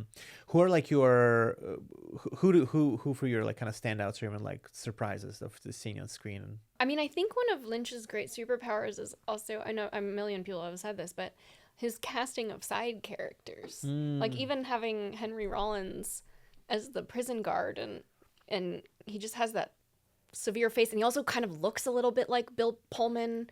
Like if it's just here when you see it in the thing, maybe that was just me. Or Marilyn Manson is in like all of the found footage at the end and randomly. stuff like that, a lot of his music is in it too. But another upsetting. And also person. Twiggy Ramirez from the Marilyn Manson band is also in that little. Yeah, that's who that is. Yeah, and the guy from Twin Peaks. She's dead. Yeah, that's right. Who's also the lead from Eraserhead, right? That's the main actor. Yes. Something. Jack Vance. Jack Vance? Maybe. No. Jack Nance. Yeah, just all of the side characters are so compelling and specific, and I mean, even Gary Busey and Giovanni Ribisi, who just shows up as and he's just randomly rubbing his nose, he's yeah, tweaking the entire time. Yeah, Patricia Arquette is incredible, and so is Bill Pullman and Balthazar Getty. I mean, they're all so great and emotive, and in an acting or in a style that could be very kind of stiff, and because it is very staged, but they are still somehow kind of grounded and natural, even in this strange stylized environment and dialogue. I think that there's something about that to me feels like really leaning into that vignette element. You kind of feel like each scene is an expression of an idea, and you don't need to worry about it connecting to the next thing. So it kind of feels like everything is fresh every time you're watching it. Yeah. Oh, I want to ask you a question, because I could have gotten this wrong, or I just completely missed it. So we have our two detectives, right? The one that punches him in the nose or whatever. Those two guys from the beginning, I agree. Yeah. Who then show up at the end. Who are the two? It's two different people that are following Balthazar Getty in the Ford, right? Yes. Now, who are those? Because I was waiting to find them and have them show up again, but I couldn't quite. Oh yeah, I couldn't quite tell who they were, what they were because they make such a big deal of the Ford and then introducing. I feel like them. Yeah, great question. Yeah, we don't. Or were they PI? I don't. Yeah, that was the one that I was like, ooh, I don't. They to me stuck as detectives because they're this one guy disappeared and has been replaced with this other guy. We should probably keep an eye on this new guy. I guess, so they're just analogs for our other two gentlemen. I think so. They are interesting because they are. You know what they represent to me a little bit is they represent a little bit like a viewpoint of the audience. Okay. Because there's something about the audience being if there is something where the audience would be they're just gonna let this guy out of the prison. It's no, we understand. There's logic here. In this world, we still have a little bit of a logic. There's crime. There's criminals. There's people who are in prison who should be in prison. All right. So this keeps us kind of grounded in reality. And then they have all these side bits about Balthazar Getty is just out in town. He's hooking up with Sheila. He's hooking up with Alice. Gets more pussy than a toilet seat. Right. These class acts. Yeah, these two guys are fantastic. What a job. His job? Our job. Yeah. They keep watching this guy just hooking up with these women. It's only two. Let's not get carried away. Sure. But it seems like these guys are so impressed. I think in some ways, if you want to get very a little bit even more analytical, they are. There's the movie's I think not to say abundant, but it's got plenty of the male gaze happening in it. I mean, you know what I mean. I think there's no way around that. I think David Lynch would. There's a single female gaze. And if you go even extra further, where there's two guys watching another guy, who we're supposed to seem as look at as the protagonist, and right. So there's something about it that I feel is. Well, of course, it's not going to be two women cops. It's going to be two guys who are going to be impressed by this other guy hooking up with this woman. You know what I mean? There's levels to it that you can kind of read into, but I think it's a bit of I that's what they represent to me. I feel they're kind of Lynch's, just stand-ins. Yeah, they're kind of helping us guide us along. Yeah. They do. We bring up a good point. We can do Twin Peaks set in Venice Beach or something. Like, you know, you could be like Twin Peaks when it's set in Van Nuys. Like it is, all of these side characters really feel like they belong in their own little. You've got a red curtain too. You've got a Bob. Yeah. I mean, there's so many sort of parallels. I heard an amazing interview with David Lynch where he talked about how Robert Loggia, this is the Eddie character, really wanted to play the Dennis Hopper character in Blue Velvet. Interesting. But when they discovered Dennis Hopper, they were like, sorry, that's it. Peace out, everybody. Like, day's over. And and he says, like, Robert Loggia got so furious, like, just anger of the gods. And David Lynch is like, it was so scary. He's like, I never forgot that. So when I had a par for him, I was like, I need to give it to this guy. And I was just like, I love that. I love that that this guy's just himself. You're scary. Yeah. He's like, you're scary. Yeah. I was really scared. I was really impressed with that. I was scared. He seems like a lot of these characters seem like they're slightly out of a different era. Like Robert Blake, Robert Loggia, you know, like these people just feel like they just existed. They're bigger in a different time. You know, they seem like guys from, you know, black and white movies going into color, like that period or something. You know, like there's something about them that feels like they're not they're not late 90s. Well, a lot of the visual characters. Vocabulary is sort of it's like that neo-noir. I mean, what is it? Not LA. What am I thinking of? Not LA Confidential, because that's actually in the 40s, but it feels like this noir, but with the 90s aesthetic. Like Memento does that a little bit. Yeah, like they're wearing leather jackets, but they're 90s leather jackets, but they kind of have the greaser hairstyles from the 50s, and they're sort of talking in a stilted way. I mean, like, oh my God, just no notes when Gary Busey and his wife come into the police station and they both like take off their sunglasses at the same time. They're like wearing the same outfit. They take off their sunglasses at the same time. They just rode here on matching Harley Davidsons. Like it's what a mom and dad situation. I love it. Or when the thugs get back in the car after they like assault the guy for, do you know how many car lengths it takes to stop a car? And then they like put their seatbelts back on at the exact same time. It's just like so weird. There's a lot of these little funny winky moments, I think. Yeah. But the casting of those people felt like out of time because it then is like they're also driving cars that feel like they're from like the 80s or 70s, like all of their cars. Oh yeah, they're all long Cadillacs. They all have a different car.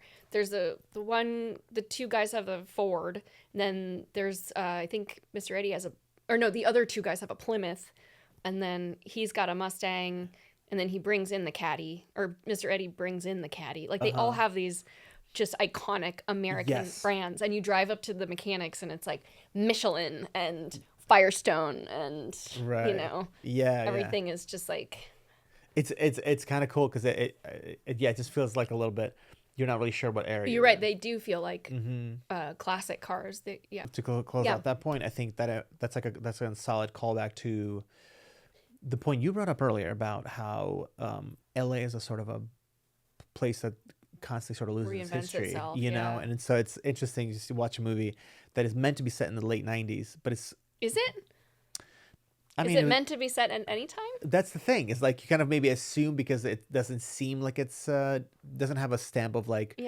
being a period piece, but suddenly it's got all these kind of actors who are past their heydays. Or is that heyday? Past their prime, whatever. But what? Who's past their prime? They're not past their. No. I'm just saying, like Robert Loggia, like somebody who's. All right, you know the gall. Are you gonna tell me that Patricia Arquette is past her prime? Not even close. She's still not past her prime, motherfucker. Let me go on the record here. Anti-Loggia. The Loggia heads are coming for you. They're coming for you. But all I'm saying is that these are character actors who seemed like they were getting a ton of work earlier in their careers, and they're also these characters that now exist in this movie that was got cars from that are 2 decades old. You know, that's like it does a meta conversation. You know, Patricia Arquette is and forever and timeless and can never be anything but perfect and that's better. Thank you. But I think Lynch does that with character actors sometimes too, because there's some people in Twin Peaks: The Return that he sort of plucked out of retirement and stuff like that and give these incredible powerhouse kind of performances. He's kind of reinventing these people. He kind of doesn't care who's popular or who's anything. He just I don't even know that he knows who half these people are sometimes. Yeah, but I really felt it about the Lost City because I was like the Lost Highway. I really felt this way about the Lost Highway because it came out in '97, and it's like Yeah. Independence Day came out. It's crazy to think Independence Day came out the year At the same before, '96. You know what I me? Yeah. The Matrix is gonna come out 2 years after this movie. Like Titanic Bananas. is just about to come out. 1998, I think. 1998. So it's like you think about who the hot actors are at that time, and David It's Lynch none is of these casting people. this, Yeah. and you're like, what is this? What does this mean, right? Because again, it's a movie that as you're watching it, you're looking at the person next to you, being like, what the fuck are we watching? What's going on here? You're already discussing it, so you're gonna be talking about the people. Wait, in but it. isn't Bill Pullman? No, what is Bill Pullman known for? Isn't he in Independence Day or which right. is around that same time? So funny, right? Right before, yeah. So It's 96. The Independence Day Yeah. is 96, and then he's in this. yeah. Do you know what I mean? It's really funky. God bless. Totally. And then Patricia Arquette, like around this time, is in True Romance. You know, she's in Quentin Tarantino. Maybe that's the movie that I was thinking of with the aesthetic that's sort of like neither yeah. out of time. I think that's what it was. But that Yeah, movie's True like a Romance. lot, like still very linear. But you've got this hot new screenwriter who just did Pulp Fiction a few years prior to that. You know what I mean? So like Tarantino and Oliver Stone, whatever. But at the time, right? And Can't suddenly, hey, listen. But Natural Born Killers before. Natural Born Killers. That's what it was, yeah. And then True Romance. Yeah. Patricia Arquette? No. No, because you were talking about screenwriter. Oh, screenwriter. Yeah. Yeah. Yeah. So Oh. that order. Oh yeah, that's right. Natural Born Killers, then True Romance. Yep. And who directs True Romance? Because it's a Tarantino script, but it's somebody, but somebody else who directs it. But again, I'm just saying it's whatever. I mean, I'm beating this point to death now. But all I'm saying is like it's so interesting to think about the ecosystem of the actors who are hot at this time. Yeah. And David Lynch is like, nope, these Yeah. people you haven't think of. Scott. Tony. That's right. Scott. That's right. Wow. R.I.P. R.I.P. That was a gifted man too. Yeah. But yeah, anyway, so it's kind of interesting. What does that say, right, about a movie that's going to be confounding for people, and they're going to try to analyze it, and they're going to be like, well, why was Robert Loggia? But anyways, this is me projecting what I think they were saying. Really? Because I was just like, obviously Robert Loggia's in this I mean, movie. he's so fantastic. Listen, Mary, we've gotten to a point in the show where we are going to have to tackle a big question. Let's cast this movie with the sandwiches that we have. So let's break it down for the viewers. First of all, nervous about for this continuity's sake, it looks savage out here. Okay, we've really gone to town. We've had a bacon, egg, and cheese sandwich on toast, and then we've had your fucking classic, true, Bob's Big Boy. you know, undeniable classic Bob's Big Boy double patty, the original Big Boy, Yes. right? Okay, whew, there's a lot to pick from here. Let's see. To just take us through the list, we can also just the people that stand out. So we have Bill Pullman, Patricia Arquette. I mean, I think he's the bread because he's kind of the foundation of the Here we film. go. And I'm going to say Here that we go. Balthazar Getty is still Bill. She's in the pocket, Is folks. still Bill Pullman. I think Okay. they're the same character. We have two types of bread, so it's great. We've got Yeah, a bun, fine, we've and got a toast. Great. I think Patricia Arquette's the bacon because she's the flavor. God bless. Who's the guy that is Andy? Because that actor also fascinates the me. little He has mustache? such a face that like he's in a bunch of stuff. Michael Massey. Michael Massey, yeah, Michael Massey. Michael Andy. Massey. Michael Massey. Okay. I was gonna say he's a milkshake because he's like, but I don't know that that's inaccurate. Ooh, okay. I can back that up fully. All right. We got Robert Loggia also. Let's not forget. And Robert Blake. Robert Loggia. Oh, Robert Blake. Woof. Didn't he murder his wife or allegedly? Allegedly. We're not into libel on this podcast. Yeah. We can cut this. I also No, he could- was civilly convicted, just not criminally. It's a That's- real OJ okay. situation. Right. And he's gone now, so He's gone now. R.I.P. Yeah. Yeah. Definitely. All right. Definitely all right. He's resting in something. we're cutting that. So we can leave him off the menu, but I mean, do you have any other? Yeah, we can leave Robert Blake off the I'll menu. have the cheese. Yeah. the Yeah, because you can't get rid of it even if you try. Once it's on there, it's he's on sticky. That's good. Listen, you guys, Yeah. good. Sorry, didn't mean to throw that out No. there. No, I was thinking the same thing. All right, folks. Producers hot in the studio, coming to you live from Keyframe Studios. Hey, and we have Robert Loggia. Mr. Eddie or Dick Laurent or both. That's it. Dick Laurent is such a name. It's such a choice. Yeah. Dick Laurent. Dick Laurent. All right. I'm not sure because I'm out of ingredients in the bacon, egg, and cheese sandwich. Yeah. You know, So moving on to the burger. it's too simple of a sandwich for this type of a film. Yeah, but you know what? We actually have egg. We still have to put the egg somewhere. I don't know if he's the egg though. I mean, do you have to participate in this? What? Don't you have to participate as well? You Okay. gotta- Yeah. No. Fine. Well, Robert Loggia, he feels like his. I mean, if anything, I would love for him to be the burger patty, Okay. but I don't know if he's actually maybe.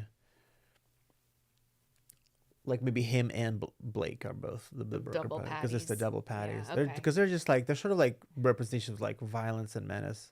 Yeah. You know. Okay. All right. So it's a good thing we got 2 sandwiches, honestly. I know. Well, there's a lot of people in this movie, or a lot of characters. Yeah. Bill Pullman is just the whole sandwich, I suppose, and the other characters are just the components within Right. the He goes from sandwich. being Yeah. interesting. Well, this is the meta thing about this movie. Yeah, You know, yeah. you could be the parts and the sum. Yes. Michael Messi, we do have ketchup and mayonnaise. He could be sort of some of the condiments, you know. Yeah. Oh wait, or the milkshake. Didn't we say somebody was the milkshake? I thought he was the milkshake. He's a good milkshake. It's surprising, and you can take it or leave it, but it's better with it. Actually, that's great. Yeah, that iconic like head chop to the table. Oof, aloof. I mean, I feel like the movie benefits from it. And then when you see him from the low Yeah, angle, and low it doesn't angle. make any sense because really it would be inside of his head, not. Yeah, just- yeah. But yeah, I was like waiting for him to blink or something. Or something. Yeah, I wanted. If that was done. Oh, today, and did you notice that the head wound was the same one that he wakes up, that Balthazar Getty wakes up from? He has when he's in Oh, prison. because he's got like a bump here. No, it's the same. It's like a weird like puncture and like a cut. It's the same thing as when we find him in jail and he. I did not notice that. Mary, good eye. Ooh, this is good. Okay, I kind of feel like we've got a lot of other accoutrements. We've got French fries, we've got tomatoes, we've got lettuces. Those could be I mean, does everything have to be cast, or can something No. just be set dressing? everything. Everything else could be set dressing. okay. The Busey family, Sheila. Oh, Busey. Um, What a guy. what a guy. Also, shout out Richard Pryor's in this movie. Yeah, why? Fine. Lynch said they cast him, and then there was a scene that they had him ad lib for 9 minutes. He just Was it the one where he says, if you call, there's 9 people down here, and yep. if you get 7 of them to give you one of that price, I'll let you ask the other 2. Yeah, it's Because that's a great line. so far out. It's him on the phone, and apparently Lynch is like, yeah, we just let him roll, and he ad libbed for 9 minutes straight. Sure. Yeah, Sounds great. yeah. He was just really adored him. Okay, here we go. Here's what I have here. Bill Pullman as both the sandwiches, but also as the burger bun. Mm-hmm. Balthazar Getty as the toast of the bacon, egg, and cheese. Patricia as the bacon. Michael Messi as the milkshake. Robert Loggia as the burger bun. No, patty. Burger patty. Bottom Sorry. patty? What's that? You said bottom patty or top? I think he's the bottom because he happens in the second half of the movie. Okay. And then Robert Blake is the cheese. So we can just have Robert Blake is. we can give Blake the cheese. So Robert Loggia is just the burger patties. He's very hearty. Who's the egg? Somebody needs to be the egg. Who's the egg? You know what? Could it Busey. be Busey's beautiful blonde hair? And Busey is the egg. I think we got it. I think you here. I think we got got this. He's just solid. Solid. Okay, amazing. Let's do one thing you would add or shout out about this movie, or you would change. I know this is like an insane question. It's an insane question. Something that Cool, I sorry. could.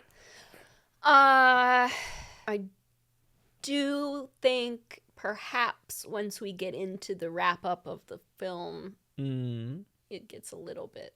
After we leave the cabin, I think it possibly drags a little bit. I love it. I'm with you there. It gets a little samey. Yeah. It's a little samey. I love nothing more than the shot of when Bill Pullman gets up from the dirt after Patricia Arquette runs off when she was having sex with Balthazar Getty. I was like, fantastic. Didn't see that coming for the transition back to him. But yeah, then I was just sort of like, all right. Yeah. Okay. Hot take. I love this. Okay, great. Best bite, best fright. One or the other? No. Best bite of the sandwiches and Okay. your best fright of the movie. What's the moment in the movie that made you go, no way, fuck, this is gross? When you see the Patricia Arquette mutilated in the like memory the first time. Ooh, good. I was shrieking in my house. It was so upsetting. Yeah. Especially since you can't tell that it's her, but you can tell that it's her. And he didn't just kill her, he fucking mutilated her. Yeah. When I was rewatching yesterday, I paused it and I was like, what the fuck? It's like, there's like a leg somewhere. Body. Like, okay. and Love just that. the bangs. Yeah. Just the bangs of it all. Yeah. No, that was super upsetting. Yeah. For me, best fright is, Andy, the Michael Messi, a character getting like impaled in the head by that table. I also did not see it coming, and then it just made me kind of be like, what the fuck? What does this mean? What does this look like? I kept expecting for him to twitch or something. Yeah. And I was just like, let's not linger on this. Thank you. That was good. Well, that's the thing. Like, none of the VFX or any of the effects are really that complicated, and it still works absolutely just fine. You know, it's just largely opticals. Yeah. And then, you know. Yeah. It's where it shows up in the movie. It's how you're feeling when this is dropped in, and how visceral the reaction turns into. Yeah, it's so interesting how it's just it again is our interaction with the medium, which is so like far out. Best bite. Can you go first so I have an example? Absolutely. For me, so best bite of the bacon, egg, and cheese. I'm gonna say bite 2. Because I'm so we're going to number. That's what this is. You could sort of say halfway point. You could say whatever, last thing. It's a temporal question though. Yeah. Let's just again back to the like liminal realities. Yeah, I think like second bite of the bacon, egg, and cheese sandwich, because I think that's where I like crunch through, but I get the chewy and the crunchy bits of the bacon. Okay. And the cheese is like really in there. Everything's kind of bounded together, and I'm like, this is you. This is the essence of the bacon and cheese. The burger, harder one. I think it's solid from top to bottom. Ooh. It is consistent. This is like a big shout out to Bob's. To Bob. To Bob. Since 1947. Or 1949. Since 1949. Really knocking it out of the park. Again, super consistent burger. I can't really pick like a good or bad. There's no bad bite. It's pretty solid. Yeah. I think probably my second or third bite was the best because I think I got too much bun on the first one, but that's on me. That's not on Bob's. That's what user error. Thank you for owning that. Operator difficulty, as my dad would say. And the bacon, egg, and cheese, I mean, I think the first bite was probably the best. I got everything in there. Good, nice. It was very well constructed as well. Oh, good. You nice and warm still. Got a good angle there. Yeah. I love the toxic cheese on this. It's so bright. Yeah. David Lynch would be proud. I think. Yeah. Well, again, this is shout out to the great David Lynch. We're so this is honestly so exciting to talk about this and such a loss. You know, so many I feel like inspired so many people and has made people ponder so many like questions. You know, I had such a wonderful time. I mean, thank you for inviting me to do this, and I had such a wonderful time too because I don't always watch movies all the time because they feel like work sometimes, and so. And also what a treat to be able to watch a movie where you just kind of have to let it wash over you, but it still really like stimulated me intellectually. There's still a lot to kind of think about and knowing that you're kind of not right or wrong. Yeah. Because it doesn't, I mean. Yeah. Oh, I'm so glad. Yeah, I think really like, I really, really enjoyed watching it. I mean, everything I was just kind of fascinated by. It's really made me want to go back to a lot more Lynch stuff. Me too. I think it's such a nice, like, in some ways like a lovely vulnerable experience. You kind of like don't have to have any preconceived notions. You don't have to have a bachelor's degree or a master's. You let it like wash over, like you said. It's like watching like a Hodorowski or something. You're just sort of like, well, I'm not gonna get this. So here we go. Like good. Yeah, you're like I can just chill. That's fine. And just be here. Yeah, that's cool. Totally. Mary, thank you so much for being on the show. Oh, anytime. Thank you. My absolute pleasure. You're amazing guest. It's like I would love to have you back on to talk about some other stuff. So Anytime. if people want to follow your work, your incredible projects, your exploits, where could people get in touch with you? They can't really. They can't. No, I mean, I'm on Instagram at Mary Lukasiewicz. Good luck spelling that. And yeah, I don't have anything concrete at the moment to sort of. But that's where you promote stuff whenever you have something coming out. Yeah. Amazing. Mary at Instagram, Mary Lukasiewicz. Yep. You guys can figure it out. Easy as pie. Well, Mary, thank you so much for being here. And thank you all for tuning in once again. This is Scary Movie in a Sandwich. We're excited to have you. Join us next time. And until then, stay hungry and stay scared.